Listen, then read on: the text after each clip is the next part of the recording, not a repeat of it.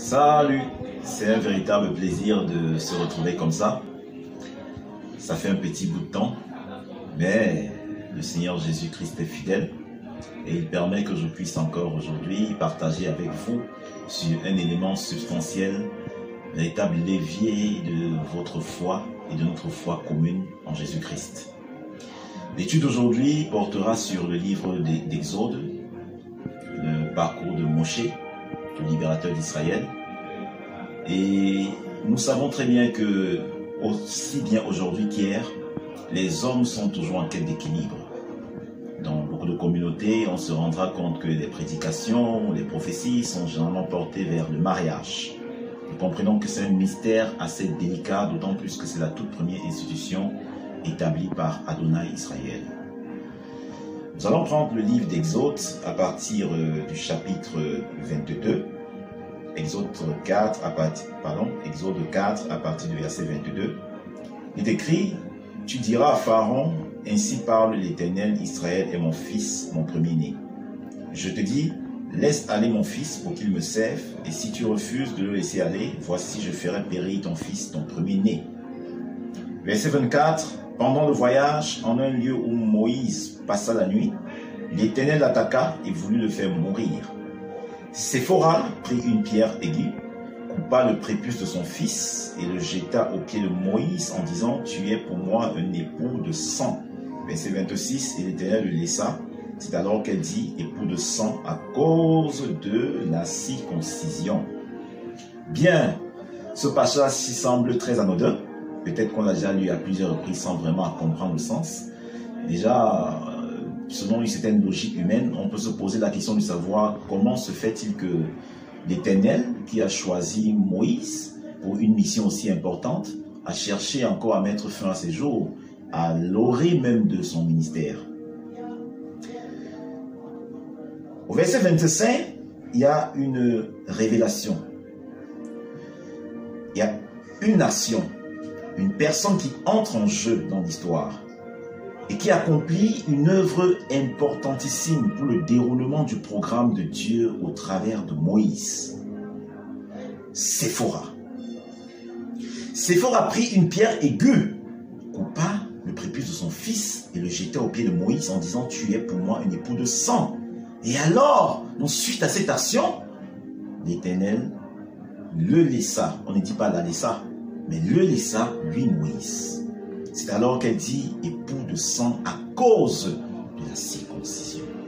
J'aimerais attirer notre attention pour ceux qui désirent absolument se marier. Le mariage n'est pas une mauvaise chose, il faut bien le dire. Seulement, si elle est faite selon la pensée ultime du Seigneur. Il y a tellement de choses à dire là-dessus et vous remarquerez que dans les vidéos passées, antécédentes, j'ai parlé un peu, j'ai touché quelques mots sur le mystère du mariage. Je ne veux pas rester dans le même sillage.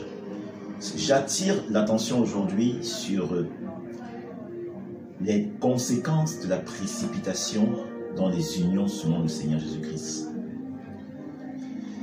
Nous connaissons certainement l'histoire d'Akab et de Jézabel.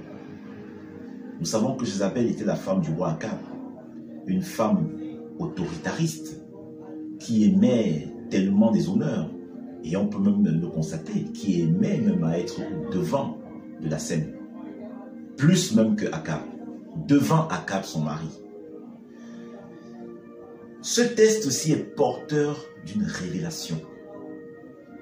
La mauvaise femme nous pousse à la mort. Le choix d'une mauvaise femme, d'une mauvaise épouse, d'une mauvaise conjointe, d'un mauvais équilibre entraîne littéralement la mort. Bien-aimé, si Séphora n'était pas une femme instruite selon la pensée divine, elle n'aurait jamais pensé à faire la circoncision. Parce que Dieu est certes rempli d'amour, mais c'est un Dieu de justice. Et il s'assure d'être juste à l'égard des lois qu'il a établies lui-même. Nous savons que la circoncision était un signe fondamental de l'alliance entre Dieu et les hommes, entre Dieu et Israël. Malgré toute la grâce que Dieu avait faite à Moshe, il n'avait pas respecté complètement, je parle ici de Moshe, il n'avait pas respecté complètement un certain nombre de choses. Et à cause de cela, il fallait que Dieu accomplisse sa justice. Malgré tout l'amour qu'il avait pour Israël, malgré toute la confiance qui reposait sur Moshe, il était obligé d'accomplir aussi sa justice. Mais parce que Moshe avait une femme selon le Seigneur, et nous n'oublions pas le passage du prophète qui dira « deux valent mieux qu'un ». Il avait une femme selon le Seigneur, il va sauver sa vie. Il va se voir sauvé, s'il faut le dire comme ça. Moshe, de par la révélation divine, une femme de consécration certainement, une femme de foi, une femme vraiment pétrie d'amour, elle va, dans sa méditation, prendre connaissance de ce qui aurait pu causer la mort et l'arrêt du ministère que Dieu avait accordé à Moshe. Elle va prendre son fils, elle va le circoncire et la colère de Dieu va s'apaiser. Et je disais tout à l'heure, bien-aimé, c'est bien d'avoir une femme, mais c'est meilleur d'avoir la femme consacrée sur le Seigneur qui pourra nous aider aussi dans l'accomplissement total de l'œuvre que Dieu a prévue pour nous. Il y a beaucoup de choses à dire, mais je voulais juste faire cet extrait qui parle suffisamment afin que l'écho de cette révélation retentisse au plus profond de ton cœur, toi qui t'engages à t'épouser. Sois béni par cette révélation et que la grâce de Dieu te conduise par Jésus-Christ.